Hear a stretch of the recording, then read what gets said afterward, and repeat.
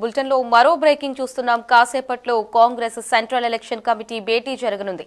ఈ భేటీకి ఏపీ నుంచి హాజరు కానున్నారు వైఎస్ షర్మిల. ఈ బరిలో లోక్సభ అభ్యర్థుల ఎంపికపై చర్చ జరగనుంది. అనంతరం రాత్రికి అభ్యర్థులను ప్రకటించే అవకాశం కనిపిస్తుంది.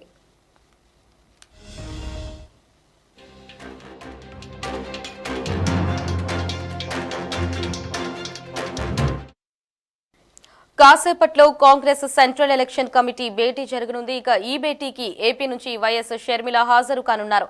ఈ భేటీలో లోక్సభ అభ్యర్థుల ఎంపికపై చర్చ జరగనుంది. అనంతరం రాత్రికి అభ్యర్థులను ప్రకటించే అవకాశం అయితే కనిపిస్తుంది. ఇక దీనికి సంబంధించి మరింత సమాచారాన్ని రవీంద్ర ఫోన్ లో అందిస్తారు. రవీంద్ర, చెప్పండి. లహరి, ఆంధ్రప్రదేశ్ రాజకీయాలకు సంబంధించి ప్రధానంగా ఏపీ కాంగ్రెస్ లో నెలకొన్నటువంటి పరిస్థితులు, పరిణామాలు అన్ని మనం చూస్తూనే ఉన్నాం.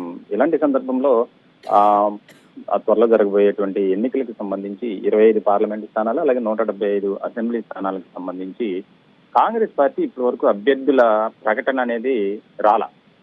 దీనికి సంబంధించి గతంలో పార్టీ కార్యాలయంలో అప్లికేషన్స్ కూడా స్వీకరించారు. దరఖాస్తులు చేసుకున్న వారు చాలా మంది ఆశావాహులు వచ్చారని చెప్పి స్వయంగా షర్మిలనే ప్రకటించారు. ఇలాంటి క్రమంలో ఎక్కడా కూడా కనీసం ఈ నియోజకవర్గంలో, ఈ జిల్లాలో ఇంతమంది ఆశావాహుల్లో వీళ్ళు పోటీ చేస్తారు, వాళ్ళు పోటీ చేస్తారు అనేది రాలా. ఎందుకంటే ఒక రకంగా చెప్పాలంటే ఆంధ్రప్రదేశ్ కాంగ్రెస్ చీఫ్ గా షర్మిల బాధ్యతలు స్వీకరించిన తర్వాత జరుగుతున్నటువంటి పరిణామాలు మనం చూస్తున్నాం. ప్రధానంగా టార్గెట్ జగన్, అలాగే టార్గెట్ వైఎస్ఆర్సీపీ అన్నట్లుగానే కాంగ్రెస్ హైకమాండ్ కూడా ముందుకు వెళ్తుంది. దీనిలో భాగంగానే కాంగ్రెస్ పార్టీ నుంచి ముఖ్యంగా కడప జిల్లా వైపు అందరూ ప్రతి ఒక్కరికి చూపు ఉంది. ఇలాంటి క్రమంలో కడప పార్లమెంటు స్థానం నుంచి షర్మిల పోటీ చేయాలి అని చెప్పి అధిష్టానం ఆదేశాలు జారీ చేసినట్లు, దానికి కూడా ఆమె అభిప్రాయాన్ని తెలియజేసినట్లు తెలుస్తుంది. ఇలాంటి సందర్భంలో తెలంగాణకు సంబంధించినటువంటి ఇంకా 4 పార్లమెంటు స్థానాలను ప్రకటించాల్సి ఉంది.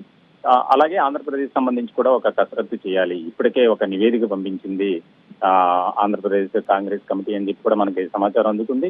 షర్మిల ఇప్పటికే ఢిల్లీలో ఉన్నారు. కొంతమంది కీలకమైనటువంటి నేతలతో కూడా చర్చలు జరుపుతున్నట్లు మనకి సమాచారం అందుతుంది. ఇలాంటి సందర్భంలో అసలు ఎవరున్నారు ఆశావాదులు, ఎవరో సీనియర్స్ కూడా కాంగ్రెస్ పార్టీకి అంతంత మాత్రంగానే ఉన్నారు. ఎవరో ఒక 4-5 తప్ప ఎక్కడా కూడా ఒక కాంగ్రెస్ క్యాడర్ లో అనేది ఒక జోష్ అనేది కనిపించట్లా. ఇట్లాంటి సందర్భంలో ఎలా అయినా సరే అభ్యర్థుల ప్రకటన ముందు మనం చేయాలి, దానికి సంబంధించి ఏ రకమైనటువంటి వ్యూహంతో ముందుకు వెళ్ళాలి అనే దాని మీద ఒక రకమైనటువంటి కసరత్తు చేయనుంది. ముఖ్యంగా ఈ ఎన్నికలు మాకు టార్గెట్ కాదు, 2029 ఎన్నికలకు మేము సమాయత్తం అవుతున్నామని చెప్పి కాంగ్రెస్ పార్టీ నాయకులు కూడా గతంలో ప్రకటించారు. ఇలాంటి సందర్భంలో ముఖ్యంగా ఉమ్మడి కడప జిల్లాలో మన కాంగ్రెస్ పార్టీ హావా అనేది మనం చూపించాలి. ముఖ్యంగా ఇప్పటికే కాంగ్రెస్ పార్టీ తరఫున షర్మిల జగన్ అలాగే వైఎస్ఆర్సీపీ మీద మాటల దాడి అనేది ప్రకటించారు, మనం చూసాం. అలాగే దీనికి సంబంధించి కూడా వైఎస్ వివేక హత్య కేసును ఒక రకమైనటువంటి అస్త్రంగా తీసుకుని ముందుకు వెళ్తుంది కాంగ్రెస్ పార్టీ. దీనిలో భాగంగానే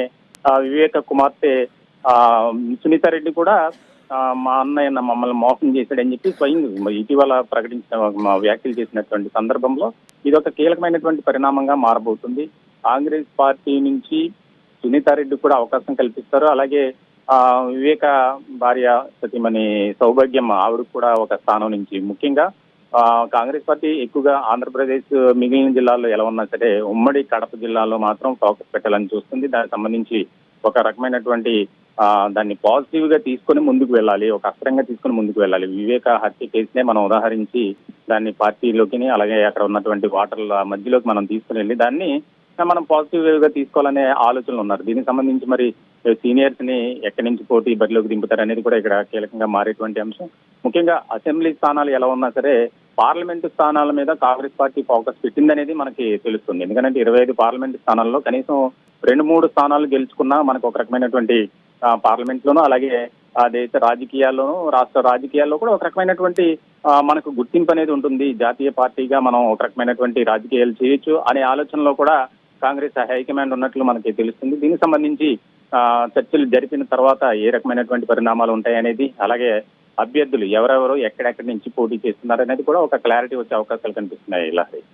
థాంక్యూ రవీంద్ర.